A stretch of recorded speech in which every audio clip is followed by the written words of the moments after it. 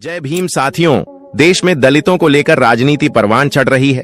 अधिकतर राजनीतिक दल इसे वोट बैंक मान रहा है और अपनी ओर खींचने का प्रयास कर रहा है। इसी खींचतान में आज ये हालत हो गई है कि कबीर, डॉक्टर अंबेडकर, पेरियार, ज्योतिबा सावित्री, फूले जैसे महान व्यक्तित्व को भी एक समुदाय विशेष या जातियों के दायरे में कैद कर दिया गया है। दरअसल ये सभी बड़े विचारक और बड़े चिंतक थे। इनके विचार सारे शोषित, वंचित, दलित तबके के लिए हैं, न कि सिर्फ किसी विशेष जाति के लिए। अब सवाल उठता है कि दलित कौन है? तो ऐसे समझिए, पीड़ित, शोषित, दबा हुआ, खंडित, टूटा हुआ, कुचला हुआ, दला हुआ, पीसा हुआ, मसला हुआ और रौंदा हुआ। ये किसी जाति, समुदाय या कोई धर्म विशेष की बात नहीं है, बल्कि वर्ग विशेष की बात है।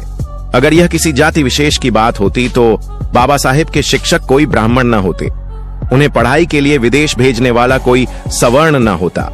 महाराष्ट्र में अछूतों और महिलाओं के लिए ज्योतिबा फूले और सावित्रीबाई फुले ने जब पहला विद्यालय खोला था तो जमीन वहां के ब्राह्मण समाज ने ही दी थी। महाड़ के सत्याग्रह में सुरबन्ना तिपिंस, सहस्त्र बुद्ध जैसे सवर्णों ने आरबी मौर्य का कंधे से कंधा मिलाकर साथ दिया था। दरअसल कालांतर में हमारी राजनीति ने व्यवस्था परिवर्तन के इस संघर्ष को जाति के दायरे में सीमित कर दिया। विशेषकर डॉक्टर अंबेडकर के योगदान को एक तरह से कम करके आंकने की एक बड़ी साजिश है। डॉक्टर अंबेडकर जिस व्यवस्था परिवर्तन की बात करते थे वह सामंतवाद, पूंजीवाद, छुआछूत और पुरुष प्रधान समाज के विरुद्ध संघर्ष करने का आह्वान करता है। डॉक्टर अंबेडकर को लेकर हमारे समाज में कई तरह के भ्रम फैलाए जाते हैं, जबकि उनका देश से संबंधित कई मुद्दों पर स्पष्ट मत है। राष्ट्रवाद की अवधारणा उनके रग रग में थी। आइए आज हम देश समाज से जुड़े उनके कुछ मत के बारे में जानते हैं। Doctor Ambedkar writing and speeches खंड 7 में बाबा साहेब ने लिखा है कि आर्यों का मूल स्थान, भारत से बाहर का सिद्धांत वैदिक साहित्य से मेल नहीं खाता। वेदों में गंगा, यमुना, सरस्वती के प्रति आत्मीय भाव है। कोई विदेशी इस तरह नदी के प्रति आत्मस्नेह संबोधन नहीं कर सकता। उन्होंने अपनी पुस्तक हु वर शूद्रज में पृष्ठ संख्या 80 में स्पष्ट रूप से कहा है कि शूद्र दरअसल क्षत्रिय थे और वे लोग भी आर्यों के समाज के ही अंग थे। उन्होंने विदेशी लेखकों की आर्यों के बाहर से आकर यहां पर बसने संबंधित मान्यताओं का खंडन किया है। समान नागरिक संहिता केवल कानून का मुद्दा नहीं है, बल्कि लोगों की सोच का विषय भी है। फ्रांस में समान नागरिक संहिता लागू है, जो वहां के राह नागरिक पर लागू होती है। यूनाइटेड किंगडम में इंग्लिश कॉमन लॉ लागू है, तो अमेरिका में फेडरल लेवल पर कॉमन लॉ सिस्टम लागू है। ऑस्ट्रेलिया में भी इंग्लिश कॉमन लॉ की तरह कॉमन लॉ सिस्टम लागू है। जर्मनी और उज्बेकिस्तान जैसे देशों में भी सिविल लॉ सिस्टम लागू है। बाबा साहेब डॉक्टर अंबेडकर भी समान नागरिक संहिता के समर्थक थे। उन्होंने संविधान सभा में कहा था, मैं समझ नहीं पा रहा हूं कि समान नागरिक संहिता का इतना विरोध क्यों हो रहा है।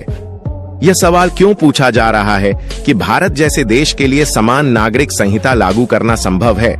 उन्होंने कहा, समान नागरिक संहिता एक ऐसा कानून होगा जो हर धर्म के लोगों के लिए समान होगा और उसका धर्म से कोई लेना देना नहीं होगा।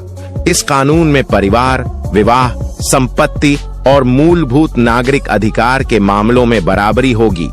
राज्य का यह कर्तव्य होगा कि वह लोगों के व्यक्तिगत अधिकार को सुनिश्चित करेगा और समुदाय के नाम पर उनका हनन नहीं होगा। मुस्लिमों पर डॉक्टर अंबेडकर का मत, बाबा साहब दलितों, इस्लाम से दूर रखने के पक्ष में थे। उनका मानना था कि मुस्लिमों का भ्रातृभाव केवल मुसलमानों के लिए है। वे लिखते हैं, इस्लाम एक बंद निकाय की तरह है जो मुसलमानों और गैर मुसलमानों के बीच जो भेद यह करता है वह बिल्कुल मूर्त और स्पष्ट है। इस्लाम का भ्रातृभाव मानवता का भ्रातृत्व नहीं है। मुसलमानों का मुसलमानों से ही भ्रातृत्व नहीं है, मुसलमानों का मुसलमानों से ही भ्रातृत्व है। यह बंधुत्व है, परंतु इसका लाभ अपने ही निकाय के लोगों तक सीमित है और जो इस निकाय से बाहर हैं उनके लिए इसमें सिर्फ घृणा और शत्रुता ही है। मुसलमानों के लिए हिंदू काफिर हैं और एक काफिर सम्मान के योग्य नहीं है। वह निम्न कुल में जन्मा होता है और उसकी कोई सामाजिक स्थिति नहीं होती। इसलिए जिस देश में काफिरों का शासन हो वह मुसलमानों के लिए दार उल हर्ब है। ऐसी स्थिति में यह साबित करने के लिए और सबूत देने की आवश्यकता नहीं है कि मुसलमान हिंदू सरकार के शासन को स्वीकार नहीं करेंगे। इस्लाम सामाजिक स्वशासन की एक पद्धति है और स्थानीय स्वशासन से मेल नहीं खाता, क्योंकि मुसलमानों की निष्ठा जिस देश में वे रहते हैं उसके प्रति नहीं होती, बल्कि वह उस धार्मिक विश्वास पर निर्भर करती है जिसका कि वे एक हिस्सा है। भारत के मुसलमानों में समाज सुधार का ऐसा कोई संगठित आंदोलन नहीं उभरा जो इन बुराइयों का सफलतापूर्वक उन्मूलन कर सके। हिंदुओं में भी अनेक सामाजिक बुराइयां हैं, परंतु संतोषजनक बात यह है कि उनमें से अनेक इनकी विद्यमानता के प्रति सजग हैं और उनमें से कुछ उन बुराइयों के उन्मूलन हेतु सक्रिय तौर पर आंदोलन भी चला रहे हैं। दूसरी ओर मुसलमान यह महसूस ही नहीं करते कि ये बुराइयां हैं, परिणामतः वे उनके निवारण हेतु सक्रियता भी नहीं दर्शाते। इसके विपरीत वे अपनी मौजूदा प्रथाओं में किसी भी परिवर्तन का विरोध करते हैं।